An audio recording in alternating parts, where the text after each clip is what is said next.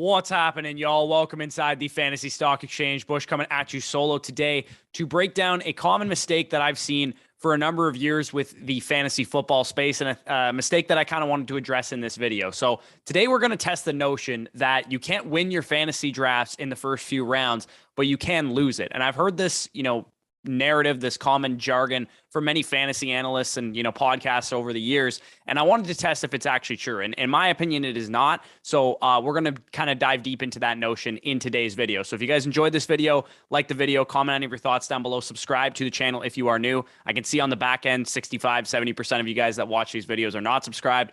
What are you doing? Hit the subscribe button. Totally free to do so. It really helps us out. We really appreciate it. Check out the Patreon if you want more fantasy content, more dynasty content. All the notes and the back end stuff that we post in any of these kind of strategy videos will always be uploaded to the Patreon. But with that being said, let's hit the intro.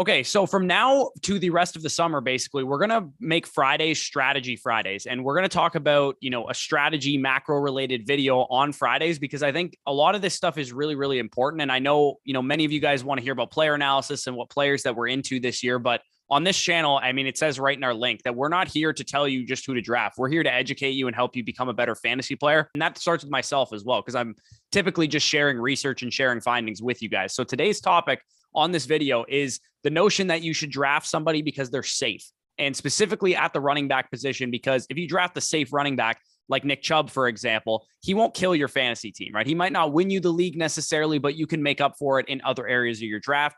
There's a right and wrong way to play it safe. I'm afraid this is the way that most people would, suggest playing it safe, but that is not the way that I would play it safe. So what playing it safe means at the beginning of your draft is, let's say you guys are more conservative. You just want to make the playoffs in your home league. You don't want to lose the league at the draft because you drafted a bunch of risky players. But playing it safe only applies at certain positions. For starters, there's no such thing as a safe running back. I'm here to tell you that trying to draft a running back because you think they're safe is the wrong way to play fantasy. It is very difficult to win a championship with that mentality. What we want to do in fantasy drafts is take calculated risks. So I'm not necessarily saying that you need to draft every player who's really risky because, the upside is so tantalizing. No, what I'm saying is, players that you believe have high ceilings, you take those calculated risks and maybe, supplement that safety in other position groups like wide receiver, quarterback, or tight end. For example, I believe Saquon Barkley has league-winning upside this year, as I covered in Monday's video. I think he has a good chance, greater than 50% to actually stay healthy this year. And as long as he stays on the field, he's going to be a league-winning running back. So I'm going to draft him over a guy like Nick Chubb, who's being drafted in a similar area, who I believe doesn't have that high ceiling because of what we know about both of those guys' workloads, their target shares, the ability that they have as players, and their offenses. So the reason that playing it safe at running back is a flawed strategy, and the mistake that I've seen a lot of fantasy players make, because football is a dangerous sport and injuries happen all the time, especially at the running back position. These guys take an absolute beating when they're carrying, third and twos up the middle. They're getting hit by 300 pounders, 250 pounders constantly, 15, 18, 19 times a game. And they're susceptible to a lot of injuries and wear and tear because of it. Even if guys don't miss 10 plus games with an injury, playing through injury can affect a multitude of things, like how much work their coaches are willing to give them, which I think we saw from Antonio Gibson last year because he was dealing with injuries, their efficiency, which we've seen from, Ezekiel Elliott last year when he was injured, etc. So the reason that playing it safe at running back is a flawed strategy is because running backs are inherently a risky investment. If you were playing it safe financially in a financial setting, your financial advisor would likely have you invest in low yield bonds or T-bills or currency or something that is not going to come with a lot of risk.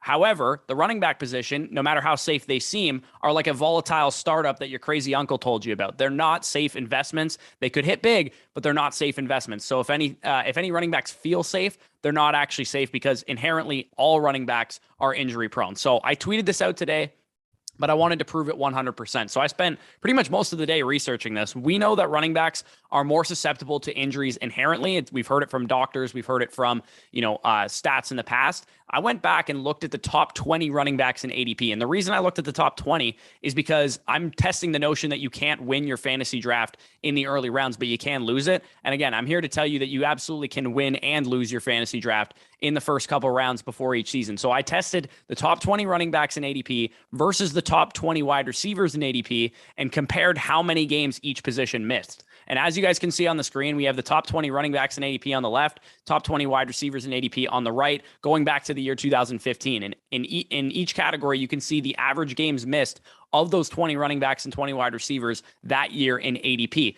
And those averages spit out this. On average, 3.26 games missed is the amount of games that running backs that were drafted in the top 20 of ADP were missing. 1.86 is the average that the wide receivers were missing. And on top of these averages, we had a couple other things that I wanted to test. We had 4.1 out of 20 running backs each season suffer injuries that caused them to miss 6 or more games versus 2.5 out of 20 per season for wide receivers. So running backs were also susceptible to more serious injuries as well. And 63 out of the 140 running backs, 20 running backs per year for 7 years, missed 0 or 1 game only. So most of these guys were not staying healthy, right? 63 out of 140, that's less than 50% versus 94 out of 140 for wide receivers missing either 0 or only 1 game. So for the most part, we know, and this was, conventional wisdom. I'm not breaking anybody's minds or anything like that. We know that wide receivers are inherently more likely to stay healthier than running backs. So by every angle, whether injuries are serious, ticky-tack injuries, whatever the case is, wide receivers stay healthier than running backs. So if you want to play it safe in your drafts, don't take the running back that you think is safe.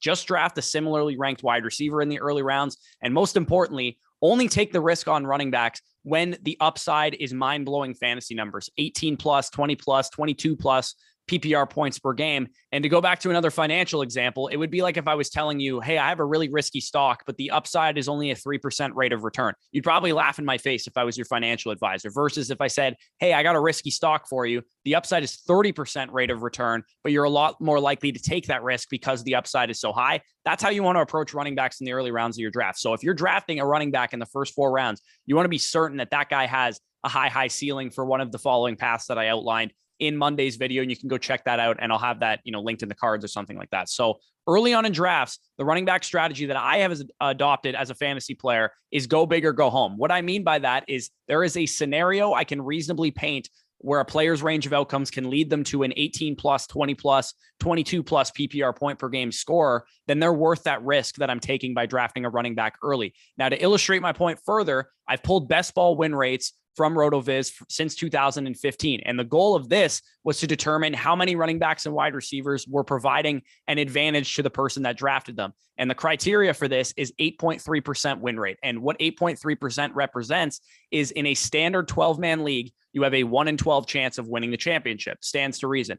1 in 12 is precisely 8.3%. So knowing that the downside risk of injuries went in favor of wide receivers early, I wanted to see if the same was true for the upside of a high win rate running back. So as you guys can see on the screen, I have a win rate table for running backs in the top 50 overall picks of ADP and how many of these guys were returning on their investments. So basically any running back that had higher than an 8.33% win rate, which is 1 out of 12, was, qualifying for this. So every year you guys can see 8, 9, 6, 7, 9, 9, 6 running backs did it in the following seasons. I tracked how much those early round running backs provided the person that drafted them a high win rate advantage. And the average was about 34.65% of the time, or about 1 in every 3 running backs that you draft in the first 4 rounds or top 50 picks are providing you that advantage. And this year, that was guys like Jonathan Taylor, Austin Eckler, Najee Harris, guys like that you were drafting in those first 4 rounds, that you were happy with that draft pick. You got what you wanted out of those guys. Joe Mixon also included in that group. And then I also tested the same thing for wide receivers because I wanted to know,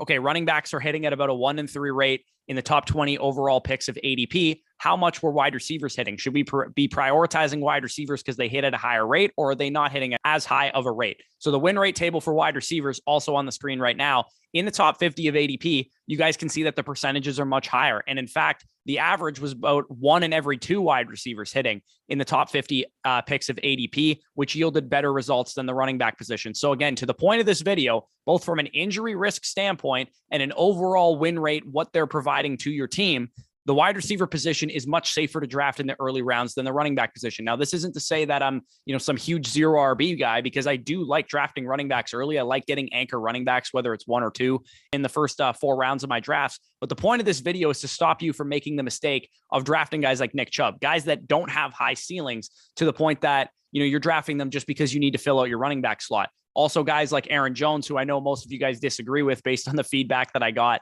in Sunday's video, where I said that I was not drafting Aaron Jones because I don't think he has a high ceiling. But guys like David Montgomery, Ezekiel Elliott, Josh Jacobs, Elijah Mitchell, etc., all kind of apply to this, safety running back build. And usually safety comes from volume. People assume a running back is safe because they're going to get opportunities, not necessarily because, they have a high ceiling or anything like that. So in the top 50 picks of ADP, if you don't like a running back's outlook to finish as a high ceiling guy, you should be drafting a wide receiver, because the inherent downside risk is in favor of the wide receiver position. And the only benefit that you get from drafting a running back early versus a wide receiver is that inherently running backs do have higher ceilings, because running backs are guaranteed work each and every game, unless you're a guy like Cooper Kupp last year, who just had an outlier season, one of the best win rate seasons we've seen from a wide receiver in the last 7 years. There were 7 running backs since 2015 to produce a 20+% win rate. We had guys like Christian McCaffrey in 2019, Todd Gurley in 2017, Christian McCaffrey again in 2018, David Johnson in 2016, Le'Veon Bell in 2017, all these seasons that were very, very productive, versus only 3 that produced a 20+% win rate at wide receiver. And again, and that was Cooper Kupp last year, obviously was the highest win rate we've seen in the last 7 years, Antonio Brown in 2017, Julio Jones in 2015. So inherently the ceiling is higher for running backs as far as a win rate is concerned, but the risk is also a lot higher as well. So make sure that you guys are not making that mistake in your drafts of drafting safe running backs because you need volume or you need to fill out your RB2 slot or whatever. They don't have a high ceiling. Don't draft them in the first 4 rounds. So there's been a lot of running back talk this week. Obviously, I talked about running backs I'm avoiding on the Fantasy Pros podcast. I talked about running backs I'm avoiding on Sunday's video. I talked about league winning running backs on Monday's video. I talked about late round targets, which included some running backs in Wednesday's video. This is the way that I'm wrapping up what I'm calling running back week. Next week, coming at you guys with league winning wide receivers at the beginning of the week on Monday. So make sure you stay tuned for that. If you enjoyed this video, as always, hit the like button, comment any of your thoughts down below as well, and subscribe to the channel. If you are new, check out the Patreon. I'm going to upload all this data to Patreon. If you guys want access to it yourself, you can, kind of sort through it and make your own distinctions and do your own research. So with that being said, guys, peace out, and I'll talk to you soon.